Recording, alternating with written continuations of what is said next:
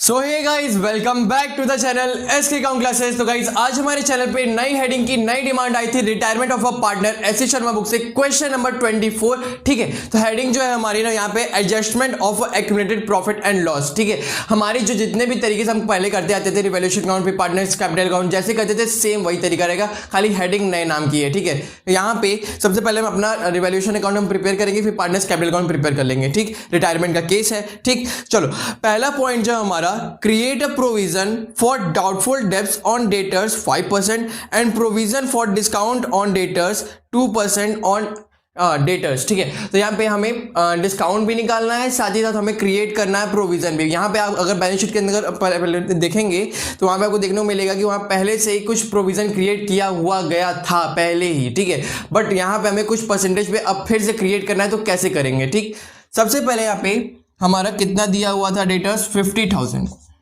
50,000 का 5% अगर क्रिएट करेंगे प्रोविजन तो कितना आएगा, 2,500।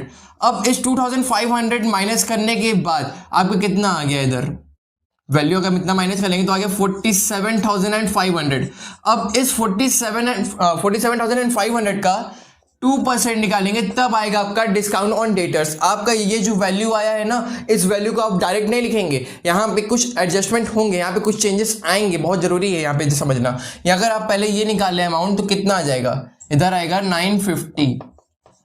तो आप यहाँ पे टू प्रोविजन लिखेंगे पहले, तो कितना लिखेंगे, 500, सिर्फ 500। क्यों, डेटर्स के नीचे अगर आप देखे होंगे तो वहां पे कितना पहले माइनस करता है, 2000 हमारे बैलेंस शीट में पहले दिया हुआ है। हम यहाँ पे सिर्फ एक डिफरेंस वैल्यू लेके जाएंगे, 2500 में से जो वैल्यू हमारी आई, जो जितना हमने क्रिएट किया था उसमें से 2000 वाली वैल्यू माइनस करने के बाद जो डिफरेंस आया 500, उस अमाउंट को लेके जाएंगे रिवैल्यूएशन अकाउंट में। ठीक है, तो यही सबसे बड़ा चेंज था यहाँ पे।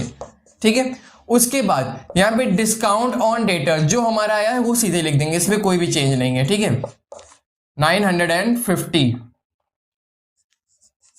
यहां तक का पार्ट अगर समझ में आ गया हो तो कमेंट सेक्शन में जरूर सही से लिखना है। ठीक है, फिर बाकी आगे हम एडजस्टमेंट करेंगे, अगर नहीं आया होगा तो आपका मैं डाउट क्लियर करूंगा वहां पे। ठीक, चलो नेक्स्ट पार्ट है हमारा, value of a building is increase to 1,10,000। यहाँ पे हमारी वैल्यू इंक्रीज हो रही है। पहले कितना दिया हुआ था बिल्डिंग का, हमारा पहले बैलेंस शीट देखेंगे तो 1 लाख है, 1 लाख से 1,10,000 हो गया, मतलब कि बैलेंस शीट में वैल्यू हमारी कम थी, अब ज्यादा हो गई।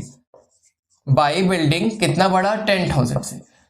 एक और चीज यहाँ पे बढ़ रहा है हमारा, क्या है, प्लांट की वैल्यू बढ़ रही है 4,000 से। ठीक है, तो यहाँ पे भी आप लिखेंगे बाई प्लांट 4,000। ठीक है, उसके बाद but furniture is decrease by 5,000। हमारी एसेट अगर डिक्रीज होती है तो इस साइड लिखते हैं, टू साइड। ठीक है, चलो यहाँ पे टू साइड लिख लेंगे, क्या है हमारा, फर्नीचर हम लिखेंगे तो 5,000 का है तो 5,000 से लिख लिए, ये हो गया। उसके बाद actual liability of creditors is 52,000। ठीक है, बैलेंस शीट के अंदर कितनी दी हुई थी लायबिलिटी हमारी, 50,000 से हमारा 52,000 हो गया, मतलब कि यहाँ पे क्रेडिटर्स मतलब कि लायबिलिटी जो है हमारी उसकी वैल्यू बढ़ गई। लायबिलिटी बढ़ता है तो टू साइड लिखते हैं। ठीक है, टू क्रेडिटर्स, जितने अमाउंट से बढ़ा उतना अमाउंट लिख दिए। ठीक है, आगे क्या दिया हुआ, the actual liability towards workman compensation is 15,000। यहाँ पे हमारे रिवैल्यूएशन से कोई भी रोल नहीं रहेगा। ठीक है, यहाँ पे हमारा मतलब कि जितना हमें एडजस्टमेंट करना था सब कर लिए।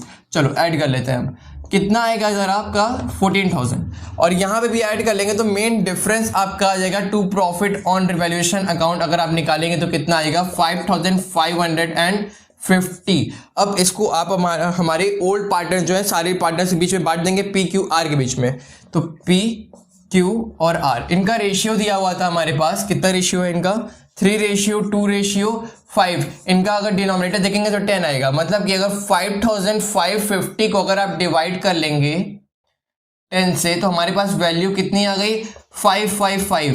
तो इस 555 को एक बार आप इंटू करेंगे, एक बार 3 से करेंगे, एक बार 2 से करेंगे, एक बार 5 से करेंगे। ठीक है, तो चलिए इंटू कर दे, कितना आएगा यहाँ पे 1665, इसका आ गया 1110, इसकी वैल्यू आ जाएगी। उसके बाद इंटू कर लेंगे तो 2665। अब इसको पूरा ऐड कर लेंगे तो 5,550 आ जाएगा, और यहाँ पे पूरा ऐड करके लिख लेंगे 14,000। तो यहाँ पे हमारा एक पूरा रिवैल्यूएशन अकाउंट हमने प्रिपेयर कर लिया।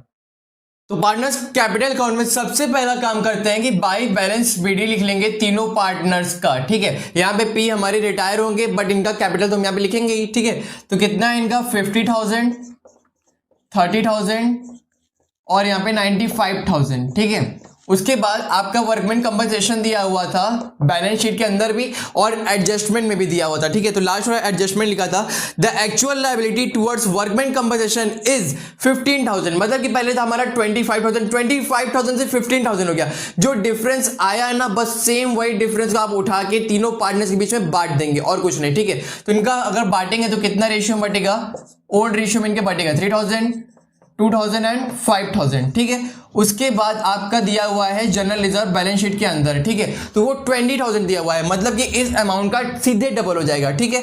तो आप करेंगे कितना आएगा 6,000, 4,000, 10,000, ठीक है। यहां पे हो गया। उसके बाद आपका दिया हुआ था प्रॉफिट ऑन रिवैल्यूएशन अकाउंट, जो भी हम निकाले थे, है ना। अब उस अमाउंट को लिख लीजिएगा। तो यहाँ पे 1665 दिया हुआ था, 1110, और यहाँ पे लास्ट वाला था 2775, ठीक है। हमने कैलकुलेट किया था।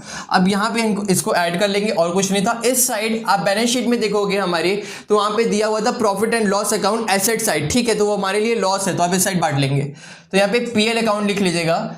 तो कितना दिया होता है अमाउंट 12,000 को 3:2:5 में हमें बांटना है, ठीक है। तो अगर 10 से डिवाइड करेंगे, क्योंकि इनका डिनोमिनेटर जो सम आ रहा है वो 10 आ रहा है, मतलब 12,000 को डिवाइड कर लेंगे 10 से, आ गया कितना 1200 को तीनों रेशियो में बांट लेंगे, 3:2:5 में इंटू करते चले जाएंगे, हमारा आ जाएगा।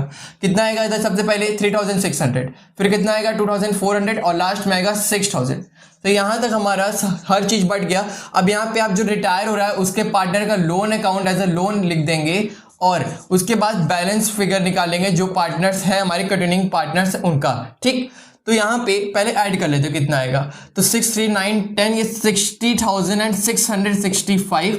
इसके बाद इधर ऐड कर लीजिएगा 4, 6 और ये 7, तो ये 37,110, और इधर ऐड करेंगे तो ये 5 और ये 10 हो गया, मतलब कि 1,12,775, ठीक है। तो यहाँ हमने डायरेक्ट ऐड कर लिया। इस तरीके से आपको भी ऐड करते हुए चलना है कि अपना जितना ज्यादा टाइम बच सके उतना टाइम बचा के अच्छे से क्वेश्चन को सॉल्व करना है, ठीक।